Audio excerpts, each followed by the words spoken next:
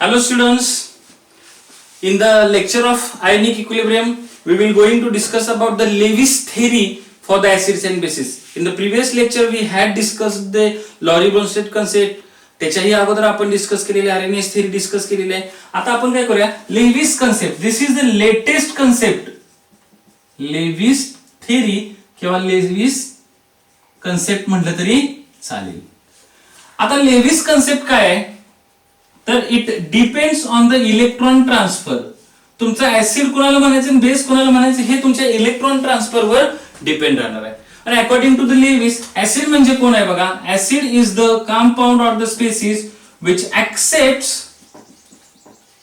Electron किंवा electrons.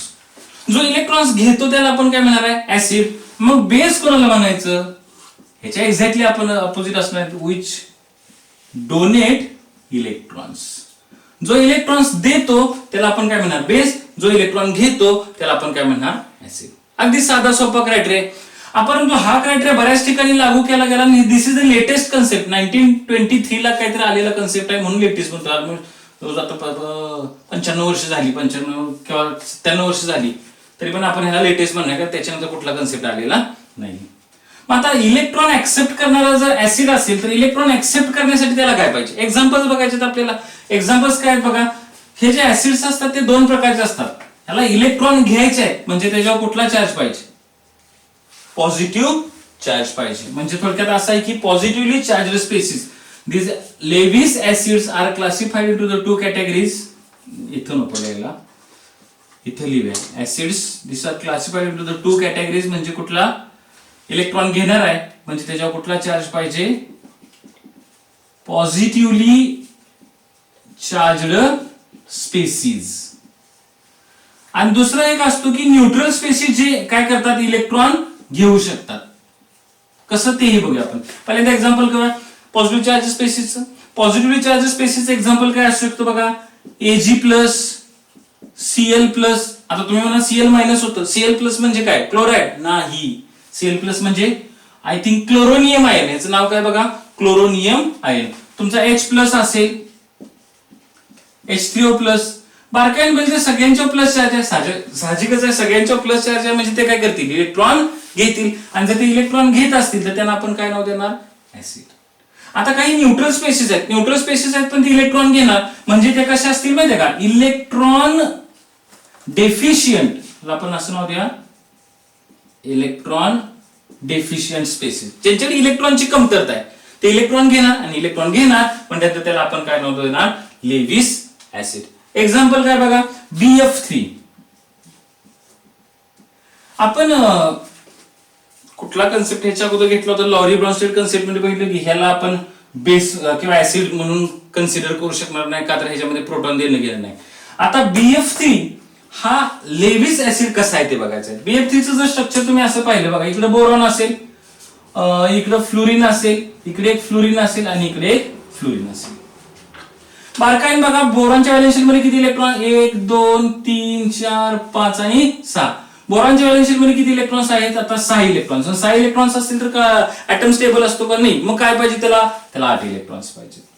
आता पाहिजेत 8 इलेक्ट्रॉन्स, आहेत 6 इलेक्ट्रॉन. साहजिक आहे दुसऱ्याकडून इलेक्ट्रॉन घ्यायला उत्सुक असेल, मग याला आपण काय म्हणू शकतो, लेविस ऍसिड म्हणू शकतो.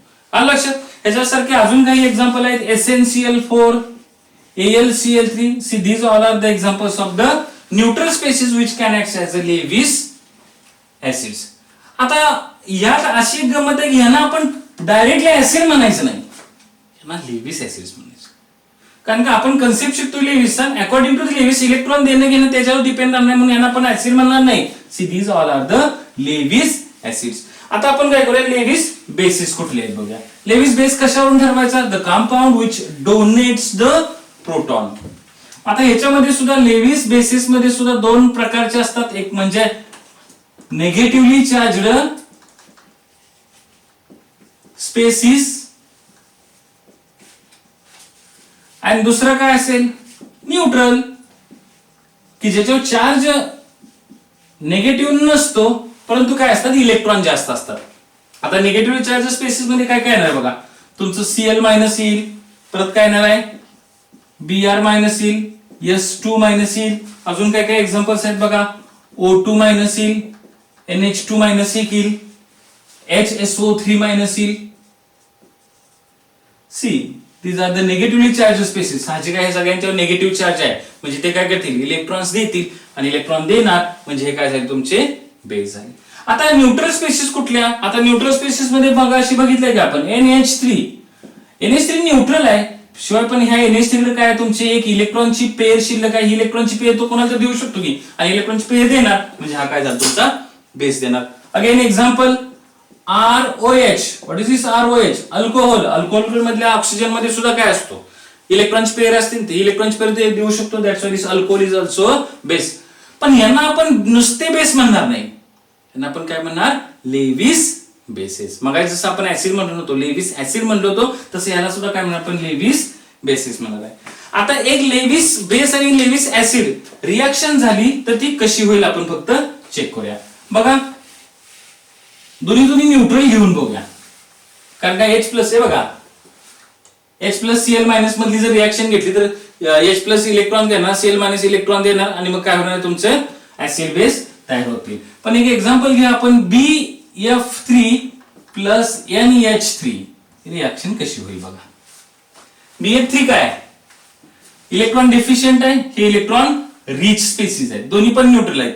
मग आता ह्याच्यामध्ये काय होईल, ही नायट्रोजनची इलेक्ट्रॉनची पेअर बोरॉन घेईल. स्ट्रक्चर असं होईल का बघा, इकडे समजा हा बोरॉन असेल, तर इकडे एक फ्लोरीन असेल, इकडे एक फ्लोरीन असेल, आणि इकडे एक फ्लोरीन असेल.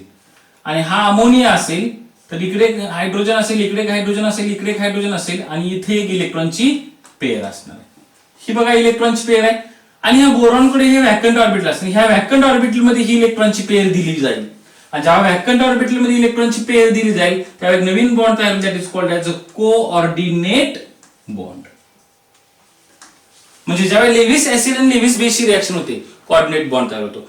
परंतु हा कोऑर्डिनेट बॉन्ड काय प्रत्येक वेळेलाच तयार होईल असं काही नाही. जर तुम्ही H प्लस आणि Cl मायनस ची रिएक्शन केली, इथं बघा H plus plus Cl minus gives HCl, ही जर रिएक्शन केली तर इथं काय कोऑर्डिनेट बॉन्ड तयार होईल, आयनिक बॉन्ड तयार होईल. आलं लक्षात? त्यामुळं प्रत्येक वेळेला कोऑर्डिनेट बॉन्ड तयार होईलच असं काही नाही. अजून एक एक्झाम्पल आपण घ्या बघा, कार्बोनिलचं. कार्बोनिल म्हणजे काय, Ni plus 4CO gives NiCO4. आपण एक कोऑर्डिनेशन कंपाऊंड तयार होईल. This compound is called as a coordination compound. आता हे कोऑर्डिनेशन कंपाऊंड आणि लेविस ऍसिड बेसचा संबंध काय बघूया. आपण लॉरी ब्रॉन्स्टेड कन्सेप्ट मध्ये एक लिमिटेशन भेटली, निकेलला आपण ऍसिड म्हणू शकत नाही, पण इथं म्हणू शकतो का, carbonyl group so this is the best base, ह्याच्याकडे इलेक्ट्रॉनच्या पेअर असतात. हे निकेल आहे, ह्याच्याकडे व्हॅकंट ऑर्बिटल असतात. आता व्हॅकंट ऑर्बिटल असतील म्हणजे रिकामी ऑर्बिटल असणार, ह्याच्यात काय असेल तुमचं व्हॅकंट ऑर्बिटल्स असतील. ह्या निकेलकडे इलेक्ट्रॉनच्या पेअर असणार आहेत, म्हणजे इलेक्ट्रॉनची पेअर व्हॅकंट ऑर्बिटल मध्ये दिली गेली की कोऑर्डिनेशन कंपाऊंड तयार होईल. हा इलेक्ट्रॉन ऍक्सेप्ट करतोय म्हणजे हा कोण झाला ऍसिड, हा इलेक्ट्रॉनच्या पेअर देतोय म्हणजे हा झाला तुमचा base. And this is the reaction between the Lewis acid and Lewis base. I hope हा छोटासा कन्सेप्ट होता, लक्षात आला असेल, लिहून घ्या. राहिलेले कन्सेप्ट आपण नेक्स्ट व्हिडिओ मध्ये बघणार आहे. Thank you, good day.